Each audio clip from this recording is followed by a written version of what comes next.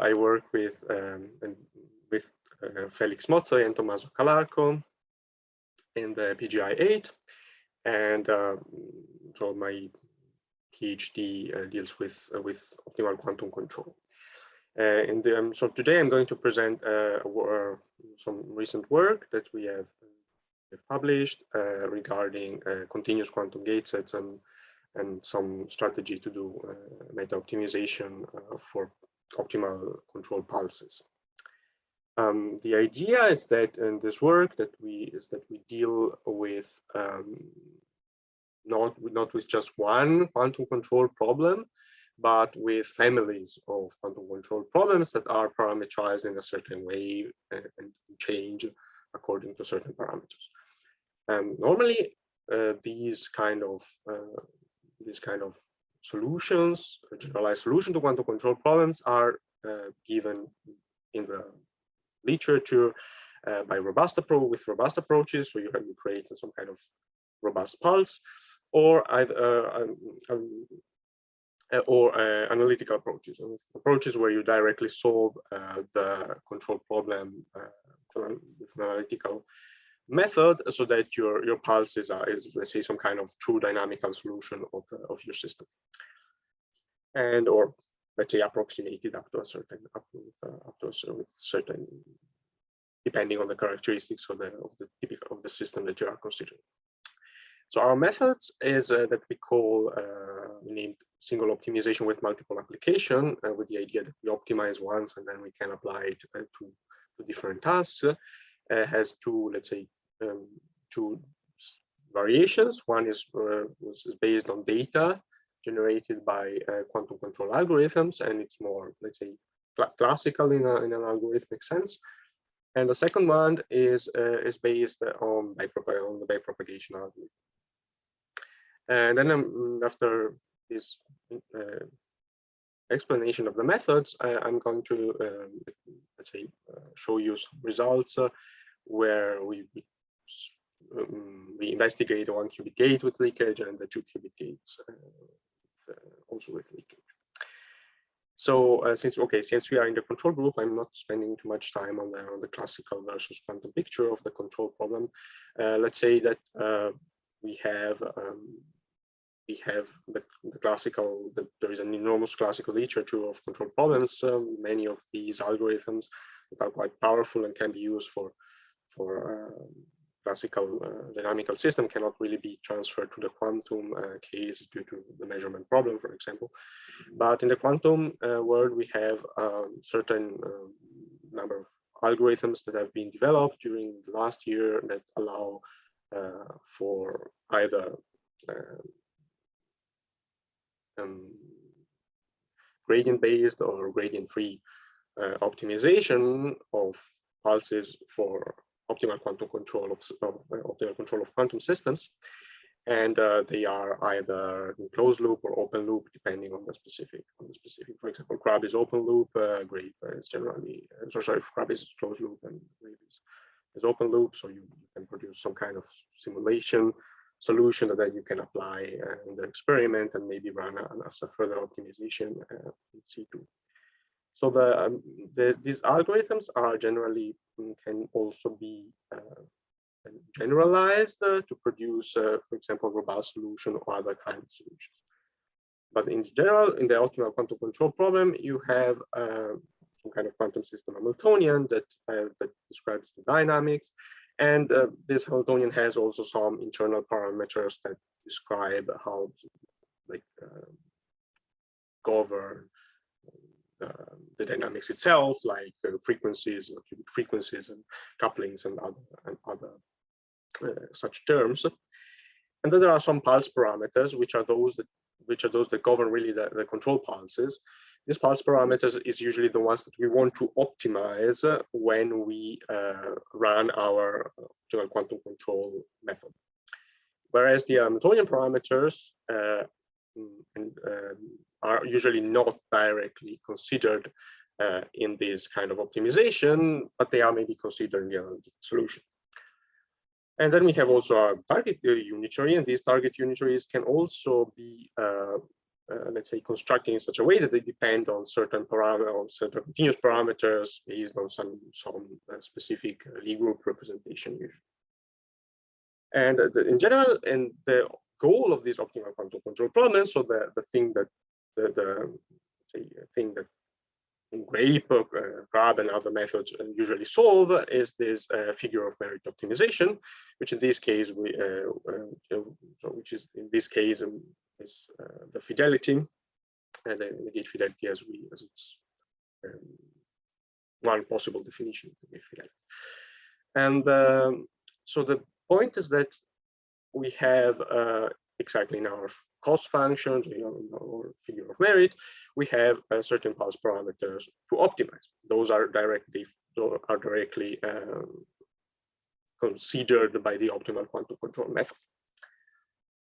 And they should be optimal if at the end of the optimization we get the optimal solutions. But these other parameters that are they also influence the performance of the algorithm.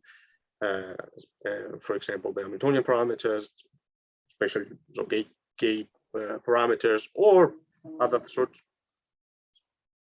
of parameters that are, for example, filter parameters that you may have to consider for your specific experimental implementation. They do not normally flow in the optimization. So what can we do with them? Well, the point is that since some of them vary, or maybe may vary in experimental applications, it would be nice to have a solution that also takes them into account. And that's where the robust solution is usually considered. In the non-robust cases, or what we do when we run a simple grape optimization or a simple Crab optimization, is that we fix the parameters and we just optimize one system with the other algorithm that we choose. This is, of course, in generally not optimal if there are variations of these parameters, because some of them may dramatically influence the performance of the optimal solution. Also, if we change them, the solution is not optimal anymore. The robust case, we sample these parameters, okay, according to a certain distribution, and then we optimize an average figure of merit, minimize an average cost function, which means that if this works, so if this optimization is effective, then we should be able to find a solution with the algorithm that is still optimal if we change these parameters within a given range. But this has limitations. So another approach is the analytical one, where we really analyze the system and we try to identify a specific clever ansatz that really solves it. And an example for this is the drag, the derivative removal for adiabatic gate for single qubit gates with leakage. Other examples that are particularly famous are stirrup or the Milner-Sorensen gates. So, yeah, exactly. Again, just let me stress that the problem parameters, also in the robust case, they are not really considered by the optimizers. So they flow in the cost function. The optimizers is completely agnostic to them. So, which is not the case in the analytical solution, because the analytical solution, usually you have the parameters inside the solution that you produce. So here you have the single qubit gate with leakage with its specific Hamiltonian, and here I show you the drag. So this is the drag solution, which is this specific Gaussian shaped solution for the first control field, and the second control is then equal to minus 1 over alpha, the derivative, the time derivative of the first control. And as this solution is quite effective for this case, and it has this nice property that it can adapt automatically to parameter changes, more specifically to the change of the nonlinearity of the Q-treat alpha. So the idea is that if this specifically works, so we can construct a drag solution, and then maybe we change the alpha and the Hamiltonian. This solution, if the setup is correct, then the solution still remains optimal, and therefore it's let's say valid within a given range. Is there a question? or there's some noise. Okay. So this is one example of analytical solution. So the problem with analytical solutions in general is that they are not easy to find, and even if they can be found, they may not work for general parameters. So they may have specific parameter dependence that emerges from the dynamics, but then if you pick new parameters that are interesting for your specific system, then it's difficult to generalize. And of course, they cannot be really generalized from one system to another. So if you have maybe a system which is slightly different, although it has the same kind of, there's a similar structure to the system you initially solved with the analytical solution, maybe it's still that there are problems. You could run into issues generalizing the solution for other systems. So that's why we came up with we proposed a slightly different approach, where we basically combine a bit we try to take the best of both worlds, the robust, so the parameter dependence and the optimization. So parameter dependence, then the idea is to consider parameter dependence as we do in the analytical solution, which seems to be effective in many cases. There are some good examples of that, and some kind of optimization training that comes from more from the optimal quantum control algorithm side.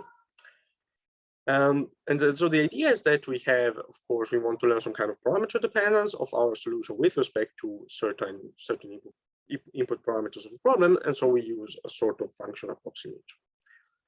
And as you see here, that you have this kind of input parameter on one side, and you have some output which should represent then our control parameters.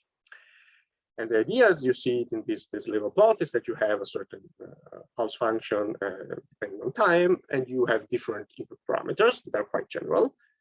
And then you should, if this works, you should obtain different solutions for each parameter for three different sets of problem parameters, but these solutions should still be optimal. And some key features that we considered in these approaches, that is the Fourier parameterization. So this is of course without loss of generalities, and so that we have something where the control for the time dynamics, the control fields is completely given by these harmonics. And then we have these, and then we have the control parameters, so particularly the coefficients of this Fourier expansion, that are dependent on the problem input parameters. So every let's say kind of problem parameters that you can think of, Hamiltonian parameters, gate parameters, filter parameters. And then beyond, and then after defining this parameter dependence, which we will see depends on the different problems, we then perform some sort of training of this function approximation. And this training can be based on data, as we will see data generated in a certain way, or directly, or it can be on, let's say, the network, so the approximator can be trained directly on the control problems using backpropagation algorithm. So this, so that's the SOMA. Sorry, may I ask you one please? question? Very quick one in the previous slide. So we know very well that you know, having with frequencies like that, it's not optimal. You should add some randomization there. It's just a matter that you have to start from somewhere, or there is some other deep thoughts behind this choice. No, it's let's say it's a parameterization that works for the specific problems that we took into account. It's the reason, let's say, it's so that I would say that what we wanted to do is to have the time dynamics separated from these kind of control dynamics. So we didn't want to have, let's say, an enormous amount of control parameters as you have when you really, for example, time slice the entire. Oh, no, sorry, you don't have to convince me about that because that's scrub, okay? Okay, no, exactly. No,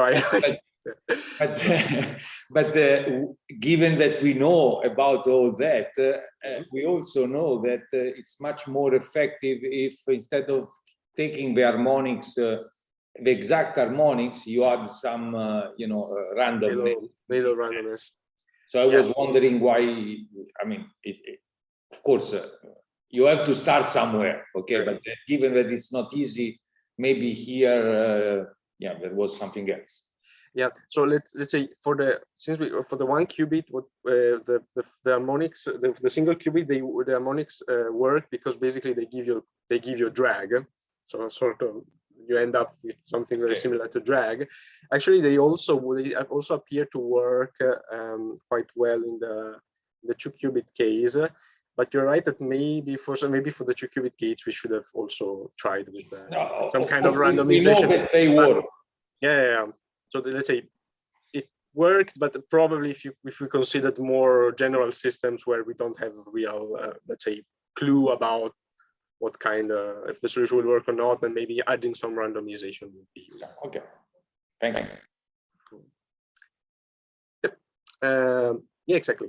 The single optimization with multiple application as let's say has 2 versions. So we first developed let's say a simpler version that it's more based on neural network regression and supervised learning. And on the other side, we developed a version which is slightly more sophisticated based on backpropagation. So the first one is in the first case. So we first select we first sample these problem parameters according to a certain distribution, and then what we do is that we for each one of these parameters that we sample, we have a control problem to solve. So we solve each one of these control problems with an algorithm of our choice. In this case, we use PAPE. And then once we solve each one of those, and then we have data pairs. So we have let's say this optimal solution for each set of problem parameters. And automatically, when you have something like this, you can build a sort of neural network regression, for example. Could be also normal regression, but in this particular case, the regression is not enough. So you can, and of course, what you can add on top of that, you can add some strategies to, let's say, denoise, for example, the data if the control algorithms produces data that's a little bit crazy in the way it looks like. So you can a little bit reduce the complexity and then run this kind of neural network training, where which is simply performed with some kind of mean squared error answer with mean squared error loss. So you have your optimal solutions, you have some outputs of the network, and you try to make the network learn the optimal mapping from the space of parameters to the space of the optimal solutions. And what you get, and if this works, and what you have in the end is a mapping that if you change a little bit these input parameters, it still gives you an optimal solution. Okay, so you have learned this kind of space of different solutions. The problem here is that it doesn't, it works up to a certain extent. So there are some difficulties in making the network learn this kind of optimal solutions with a sufficient precision, so that the fidelity really remains really so as high as we want throughout this entire parameter space. So we developed this second method, which is which we call SOMA BP. The first one is SOMA SL as supervised learning, and the second one is BP based on coming from backpropagation. And also in this case, we sample these kind of parameters from the parameter space, but then we train directly the network on the average infidelity. So we use we have this cost function where the parameters are the network weights, and what we optimize is the fidelity of the network output as a function of the parameters, and the fidelity is also evaluated at the specific parameter. And so we optimize this kind of setting. So what we do is that we do it directly, this kind of optimization directly on the fidelity based on the input. So, and what we use, so since we consider, so before I move to the result, I just briefly mentioned how we did the time propagation. So since we are considering Fourier fields, this Fourier harmonics, it makes more sense to use some sort of Magnus expansion, because it seems that the let's say the precision of a standard trotterization is not really I wouldn't say enough, but it's, let's say, you need especially for 2-qubit case, very large amount of time steps to get a good precision. So we move to this kind of Magnus expansion that you may know. So it's a kind of sort of expansion. It remembers a little bit the other kind of time series expansion of time-dependent perturbation theory. And what you have is that you can, the idea is that you can solve the time-dependent problem of the Schrödinger equation with this kind of exponential solvent operator. Sorry. Okay. And with this, kind of this kind of operator that has this kind of expansion with different terms. And the different terms are given basically by integration of commutators, so that you have the first term is basically analogous to an average grape, something like this, trotterization. And the second term gives you a second correction term, which takes into account the commutator of the control fields with the control Hamiltonians with the drift Hamiltonian, and the control and the commutators of the control fields between themselves. And then you have further correction terms if you want to go on. You get another even more complicated integral. So what the correction that these kind of the correction that we consider here is on the second order one of the Magnus expansion. So what we end up with an exponential that has then a quadratic form, the exponent, not just a linear form, but there is also quadratic correction. And what we can do here is that since all our dynamics is completely described. Sorry, may I ask you another question? So here you're doing an expansion, this Magnus expansion, and you are neglecting some terms, right? I would expect so the omega-3, omega-4, and so on. Yes, exactly. So why can you do that? Because there's no an explicit order epsilon here, right? True. So okay, let's say normally let's say from what I know from the theory of Magnus expansion, the fourth order is basically always enough. The point is that here, if we don't want to solve the dynamics in a different way, what we would normally do is a sort of grape with a trotterization. So the trotterization is anyway, let's say, not enough. So the second order term gives us a correction that is still better than what we would do with let's say with the standard grape approach.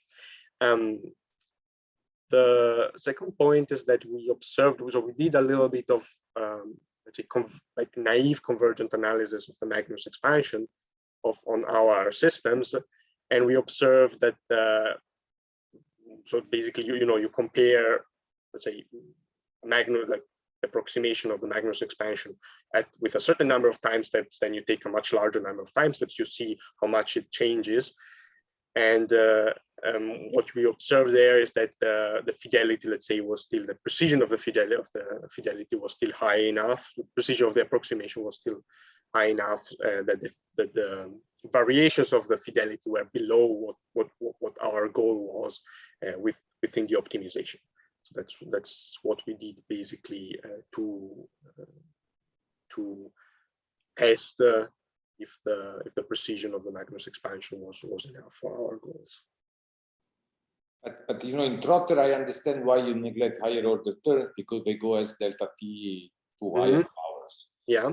Here, the fact that omega-3 in the fourth, if you add the omega-3 terms is, at least not completely clear to me why you can neglect it.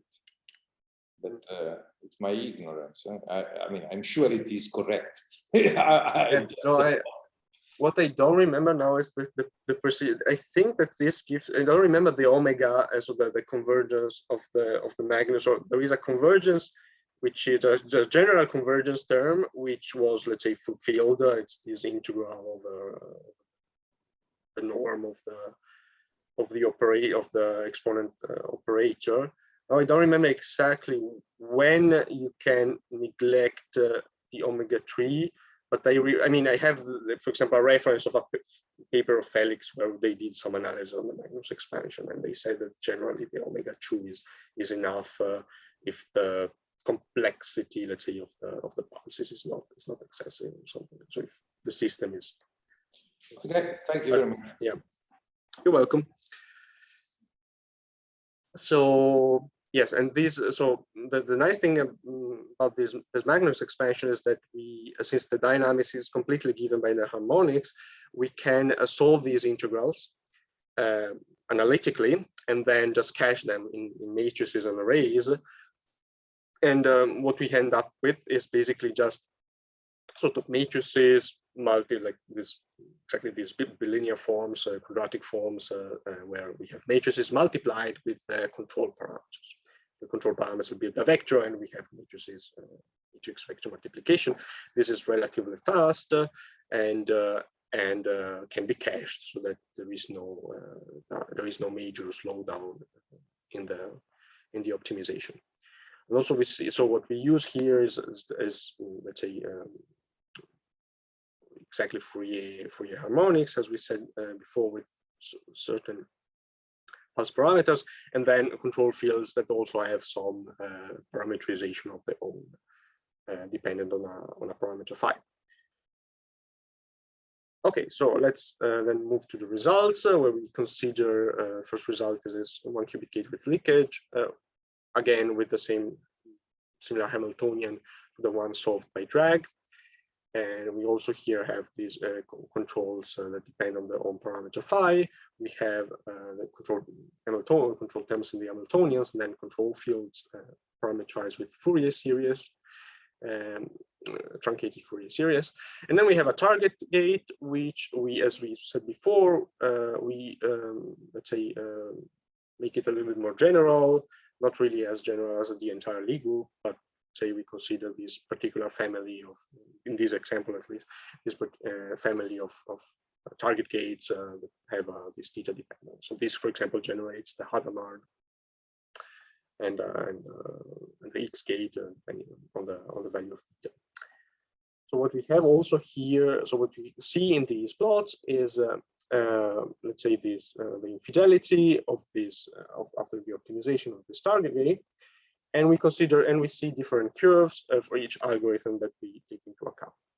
Well, the first of all, there is so we have GRAPE.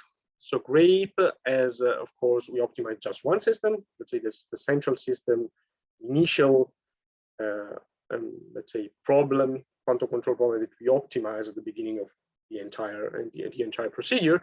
And what we see for GRAPE is that it behaves exactly as we expect. So it has the central problem is here, it's in the center of these plots, and that's where GRAPE is particularly good, because it solves that problem perfectly.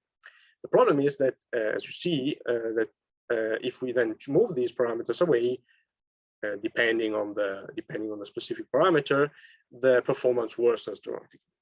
So these parameters are, for example, let's say the frequency difference, the detuning between the carrier and the qubit frequency, the parameter of the control fields phi, the parameter of the target gate theta, and then we have some average that we will see later. So that we see in we see that for GRAPE we have this kind of specific kind of deep that as an exponential gets worse and worse exponentially as we move away from the center of this parameter range. Then we have a second algorithm, a robust GRAPE. So GRAPE trained on the average cost function. This one, this one has it doesn't reach the same kind of precision of GRAPE because it cannot, but it has a smoother, let's say, smoother let's say, decay of the performance, at least with respect to one parameter, maybe not all. And then we have our models. So the models are well, first the pink curve is the SOMA SL, so the one trained on data generated with grape. So first there is a first seed problem, then all other problems are generated consequentially. And for the SOMA and for this pink curve, we see that the performance is, let's say, is quite good, so that the SOMA SL can keep the fidelity at quite low values when these parameters are varied. And we also consider, like a linear model for the regression, just to show that the system is, let's say, the dependencies that we observe in these meta optimization are non-linear. And so we see that, for example, the linear model learns, can approximate up to a certain degree the infidelity, but then it cannot reach the same performance of the SOMA SL, so the neural network trained on generated data. And then, of course, we have the SOMA BP, and the SOMA BP is actually the best one. So it's trained as I described before, and it can reach let's say fidelity below 10 to the minus 4 or for each parameter range. But then there is a little problem for this in this aspect, because here we consider just like a variation along one dimension of the specific problem parameter to take into account, for example, the detuning of these other angles. And as you can imagine, the problem, if you have 3 different parameters, you have to consider all possible variations of them, of all 3 at the same time. So, whereas in these 3 plots, we just fix the other 2, and then we run a scan along one-dimensional parameter variation. So in order to make let's say, to show that the method is not just able to learn, let's say, an optimal performance along one dimension, but across the entire parameter space. So we also consider the third plot, where we basically we starting from the center of the problem parameter distribution, which is this initial problem with phi equals 0, theta is equal by half, and delta is equal 0, we move away from the center in a radial direction. So let's say we have spheres moving away from the center, and we calculate the average performance of our algorithm on the surface of these spheres. So the idea is that we want to move and calculate some kind of average of these problems around the center, but we move away further away, and we want to see what's the performance of the algorithm as we move away. And as you observe, and this is, let's say, it's defined from 0 to 1, you have that grape behaves exactly as we expect. So it moves it's very, very good at 0, and then it becomes really, really bad. And the other 2, so the SOMA SL and the SOMA BP, they still give a very good average infidelity as we move away from the center of the problem parameter distribution. So this shows that these algorithms are not just able to, let's say, solve one specific problem, or just class of problems in a small range, but they are, let's say, they are valid, they produce valid solutions as we move away from the center of the problem. Please, Simona. Sorry, today you got my attention, so I'm okay, no, it's fine. I'm very happy. So for all cases, you just have you are always applying the same pulse. So you are not changing the pulse. No, the pulse changes. The pulse changes. Yes. Aha. Changes based on the distribution. So we learn a generalized representation of these pulse, but there are changes, because otherwise it's But not for grape. So grape is the same, and you change the parameters. Exactly. While with SOMA BP, when delta is equal to 10, you apply one pulse, and when delta is equal to 20, you apply another one. Yeah, slightly different pulses. Okay, I see. Yeah. So the point is that we, of course, if you have a robustness, you can solve all problems only up to a certain extent, because if you vary the parameters too much, it doesn't work. It depends also on how many parameters you use in the control pulse, okay? But the idea was also to show with grape and robust grape that this problem is not solvable, let's say, or it's not trivially solvable with robustness, yeah, in this context. And so that the adaptiveness is a better, this kind of adaptiveness, that's what we consider with these networks, is a better approach, let's say. And it's also what basically drag does, or so similar to what drag does in this particular case. Okay, thanks. Welcome. Yeah, and so here we consider a second problem where we let's say the same problem but with different set of parameters. We limited here the number of different parameters to 3. Although this is, I mean, we can also let's say we could also make it more complicated, but just to show the show the performance in an ordered way, we limited the total number of different parameters to 3. And in this case, we considered the detuning, the nonlinearity, and the evolution time of the gate as parameters.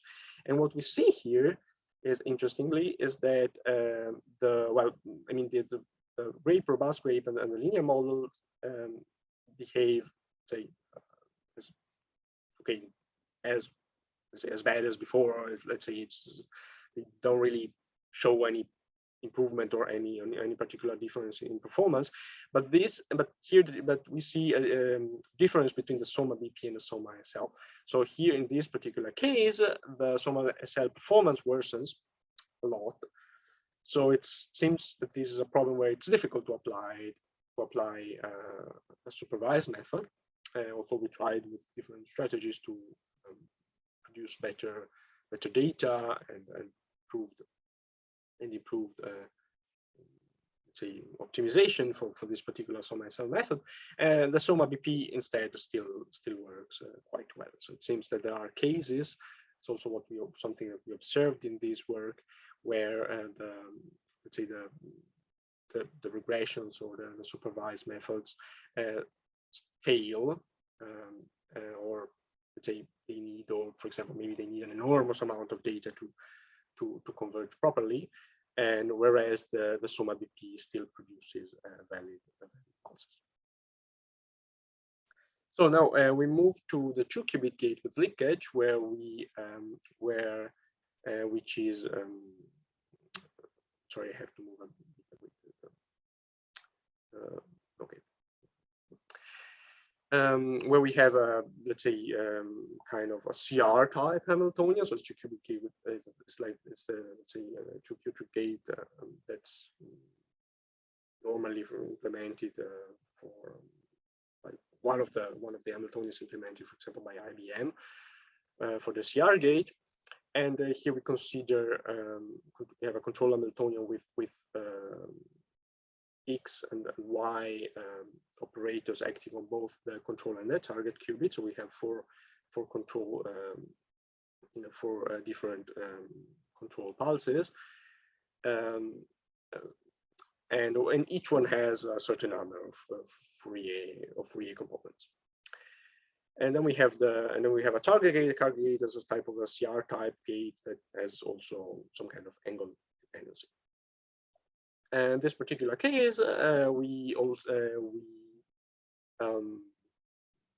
consider, again, we see that the grape has this expected behavior exactly as the robust grape. The robust grape performs quite well now, and the reason is that we have much larger number of Fourier components.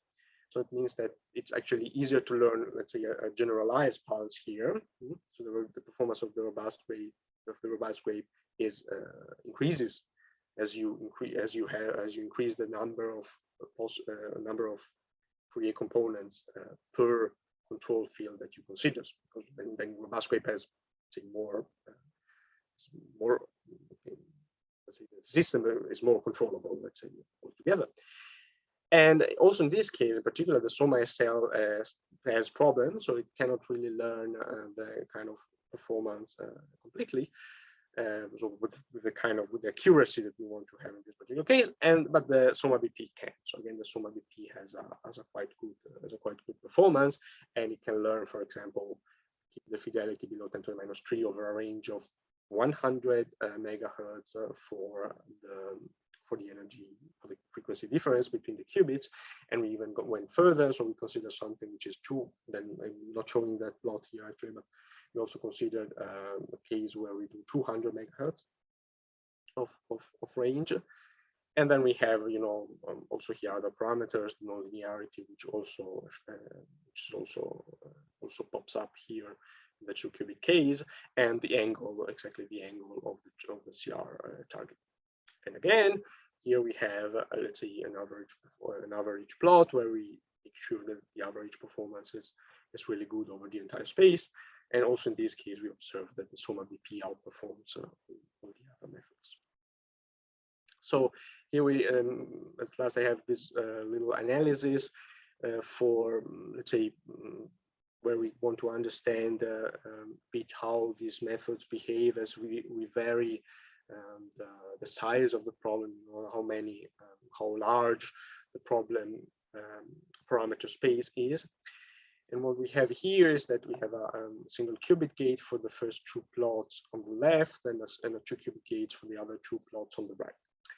And we increase, and as on the x-axis, you have the maximal range of the specific parameter. Okay, so basically, it's the size of the problem parameter space along one axis. Again, in this case, to visualize this kind of analysis better, we just consider variations of one single parameter while we keep the other parameters to a fixed value. And what we see here is that there are some kind of crossovers between the methods. So the SOMA SL is particularly good for small parameters variation, as you can see, or for special parameters, or for maybe variations of one parameters where let's say, specific parameter like this, the nonlinearity in the single qubit case. In this case, the SOMA SL outperforms everything else. And we also see that the linear model in some cases is very good, because the system for small parameter variation, of course, we can linearize everything. But there are cases, for example, for let's say 2 qubit case, and for the single qubit case, in case of the detuning, where at some point, if you increase the size of the problem parameter space on a specific axis too much, then you have basically a crossover. So the SOMA SL worsens dramatically in performance, and the SOMA BP still can output quite good fidelity. Of course, this is an average performance again over the entire parameter space. Yeah. So, but proves also that the SOMA SL somehow can be a valid option in certain cases if you have small parameters variations, whereas tends to fail once the size of the space increases above a certain threshold. Yep. So the conclusions of this work is that we can create adaptive pulses, not just, let's say, derive them analytically, and we can train an approximator to discover the kind of structure to create these adaptive pulses.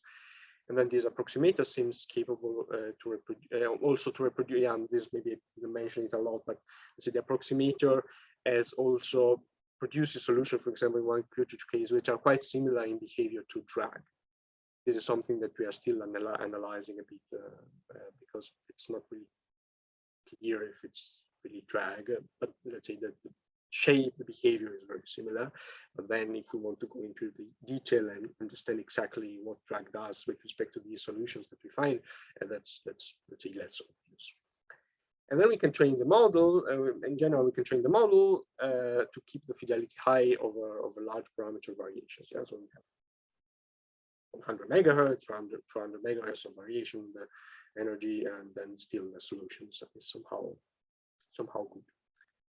And as future outlook, we would like to implement working on an experimental implementation of these these pulses, these generalized pulses, where we include also filters, etc., etc. And of course, we would like to then to see how if we can train. I mean, yes, we're also working on that. If we can train these pulses with other methods that are more maybe that are not open loop. So we have where we can really optimize the model directly on an experiment or similar fashion. And then we also would like to consider more elaborate cost functions. This also comes, let's say, together with the new updated way of training the model. Yep. So then, thank you for your attention. And if there are questions, I would be happy to answer them. Hi, I may have a question. Hi. So it's more like a check that I understood correctly. So through these SOMA methods, what you can get, what you learn is basically this functional form of G that depends on lambda. Yes, exactly. So in the end of your process, you basically get, you can let's say plot G with respect to lambda and yeah, let's say it's multidimensional, of course, but let's say it's yeah, if you have one parameter, let's say you have the G, and the G is optimal. Okay, so the G is the optimal, so it's the mapping. The best case with different training methods is the mapping from the parameter space to the space of the optimal solutions. Oh, yeah, okay. So you learn the optimal G depending on various input lambdas. Exactly. Okay. And second question will be, so you in the SOMA SL you learn this G of lambda by trying different lambdas and with this regression, okay. Yeah. And the difference in the backpropagation is instead you use I think I missed what was the, so are you kind of doing the let's call it automatic differentiation backwards? Yes. Okay, so it's basically almost analytical. Yeah, it's this. So this one is for the SOMA BP, you can do it direct. Okay, let's say in simulation, you can do it directly with the automatic differentiation, the backpropagation. If you that's simulation based. You can partially do it also. You could also partially do it directly on the experiment, but only partially. But then you have to estimate at least you have to do some kind of estimation. It's a bit more complicated because because there is the measurement, the quantum measurement in between. Okay. So it's not, but still. I mean, so yeah, in my limited understanding of machine learning, so with the SOMA SL, you need to generate lots of data. This is correct. Yeah. And do you have to do the same in BP? As far as I understand, no. But in the second, no. So this gives you an advantage, in particular for the 2-qubit gate, because let's say that you want to do a quite precise simulation with the 2-qubit gate, and you want, for example, to have a very precise simulation with SOMA SL. The problem is that it takes an enormous amount. Okay, it's parallelizable.